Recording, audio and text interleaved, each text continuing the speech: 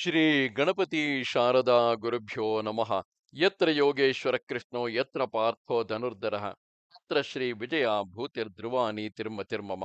ಶ್ರೋತೃಗಳಿಗೆ ಶ್ರೀ ಅಳಸಿಂಗರಾಚಾರ್ಯ ವಿರಚಿತ ಶ್ರೀ ವ್ಯಾಸ ಮಹರ್ಷಿ ಪ್ರಣೀತ ಶ್ರೀಮನ್ ಮಹಾಭಾರತದ ಕರ್ಣ ಪರ್ವದಲ್ಲಿ ಸಂಕುಲ ಯುದ್ಧವು ಎಂಬ 57ನೆಯ ಅಧ್ಯಾಯಕ್ಕೆ ಸ್ವಾಗತ.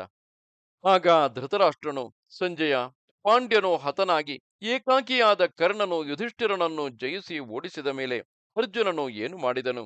ಆ ಅರ್ಜುನನಾದರೂ ಅಸ್ತ್ರವಿದ್ಯೆಯಲ್ಲಿ ಪೂರ್ಣ ಪಾಂಡಿತ್ಯವುಳ್ಳವನು, ಬಲಾಢ್ಯನು, ಪ್ರಯತ್ನಶೀಲನು, ವೀರಾಗ್ರಣಿ.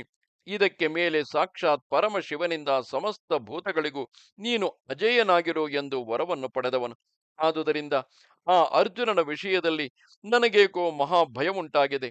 ಅವನೇನು ಮಾಡಿದನೆಂದು ನನಗೆ ತಿಳಿಸು ಎಂದನು.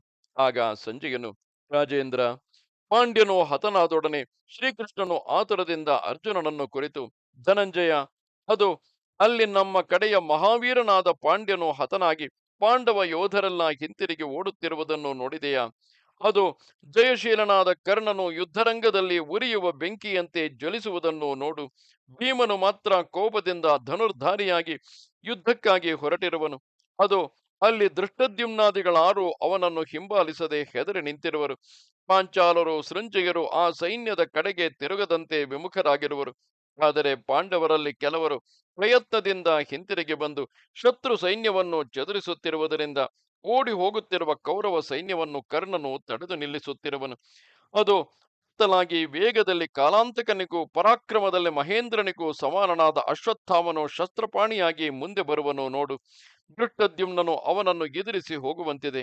ಅದು ಅಶ್ವತ್ಥಾಮನು ನಮ್ಮ ಕಡೆಯ ಸೃಂಜಯರನ್ನು ಧ್ವಂಸ ಮಾಡುತ್ತಿರುವನು.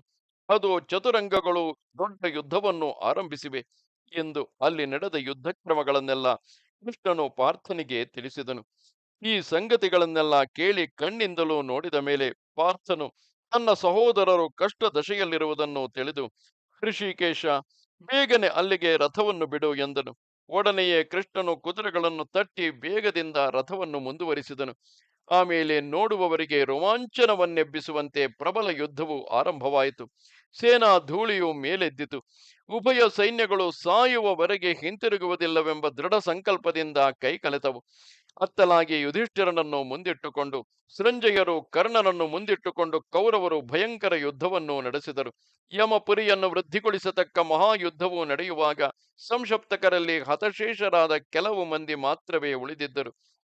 ಆಗ ದೃಷ್ಟದ್ಯುಮ್ನನು, ಪಾಂಡವರು ತಮ್ಮ ಕಡೆಯ ಅನೇಕ ರಾಜರನ್ನು ಸೇರಿಸಿಕೊಂಡು ಕರ್ಣನೊಬ್ಬನನ್ನೇ ಎದುರಿಸಿ ಹೋದರು. ಆದರೇನು, ಒಂದೇ ಪರ್ವತವು ಅನೇಕ ನದಿ ಪ್ರವಾಹಗಳನ್ನು ತಡೆದು ನಿಲ್ಲುವಂತೆ ಕರ್ಣನು ಏಕಾಕಿಯಾಗಿಯೇ ಅವರೆಲ್ಲರನ್ನೂ ಎದುರಿಸಿ ತಡೆದನು.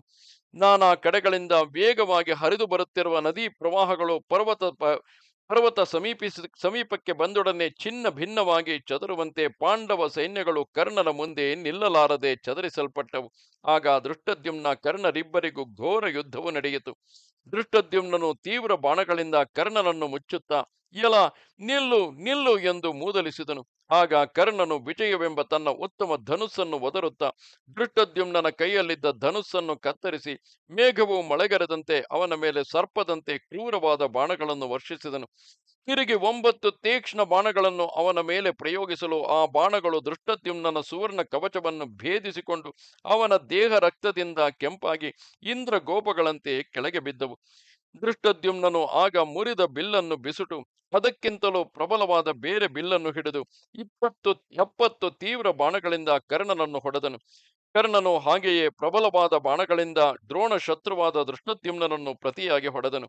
ಅಲ್ಲದೆ ಯಮದಂಡಕ್ಕೆ ಸಮಾನವಾದ ಮತ್ತೊಂದು ತೀವ್ರ ಬಾಣವನ್ನು ದೃಷ್ಟದ್ಯುಮ್ನನ ಮೇಲೆ ಪ್ರಯೋಗಿಸಿದನು. ಭಯಂಕರ ರೂಪದಿಂದ ಬರುತ್ತಿದ್ದ ಆ ಬಾಣವನ್ನು ದೃಷ್ಟದ್ಯುಮ್ನನು ತನ್ನ ಹಸ್ತಲಾಘವದಿಂದ ನಡುದಾರಿಯಲ್ಲಿಯೇ 100 ತುಂಡಾಗಿ ಕತ್ತರಿಸಿ ಕೆಡಹಿದನು. ಕರ್ಣನು ತನ್ನ ಅಮೋಘವಾದ ಪ್ರಬಲ ಬಾಣವು ವಿಫಲವಾಗಿ ಬಿದ್ದುದನ್ನು ನೋಡುತ್ತಿರುವಾಗಲೇ ದೃಷ್ಟದ್ಯುಮ್ನನು ಬಾಣಗಳಿಂದ ಅವನನ್ನು ಸುತ್ತಲೂ ಮರೆಸಿದನು. ಅದರ ಮೇಲೆ ಇನ್ನೂ ಬೇರೆ 7 ಬಾಣಗಳಿಂದ ಕರ್ಣನನ್ನು ಬಲವಾಗಿ ನೋಯಿಸಿದನು.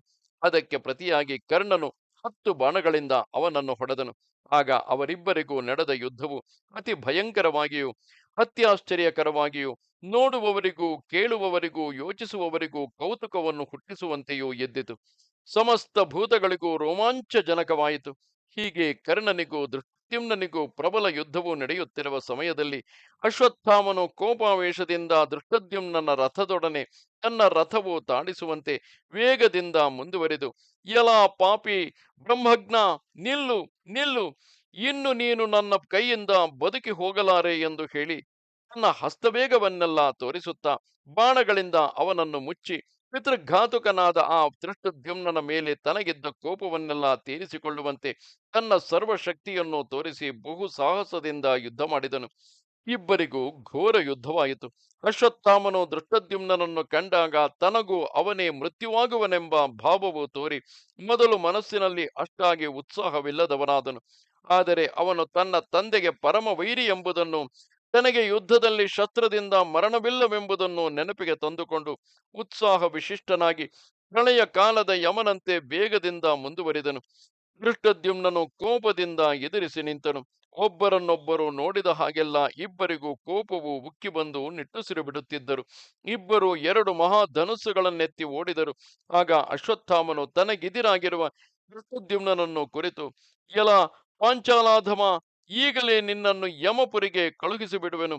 ಬ್ರಾಹ್ಮಣನಾದ ನನ್ನ ತಂದೆಯನ್ನು ಕೊಂದ ಮಹಾಪಾತಕಕ್ಕೆ ಈಗ ಫಲವನ್ನು ಅನುಭವಿಸುವೆ.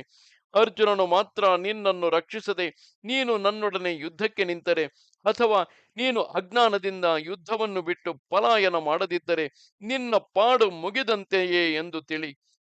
ಇದನ್ನು ನಾನು ಸತ್ಯವಾಗಿ ಹೇಳುವೆನು ಎಂದನು. ಇದು 57ನೆಯ ಅಧ್ಯಾಯವು. ನಮಸ್ತೆ ಶಾರದೆ ದೇವಿ, ಕಾಶ್ಮೀರ ಪುರವಾಸಿನಿ, ತ್ವಾಮಹಂ ಪ್ರಾರ್ಥೆಯೇ ನಿತ್ಯಂ, ವಿದ್ಯಾದಾನಂಚ ದೇಹಿಮೆ. ನಮಸ್ಕಾರ.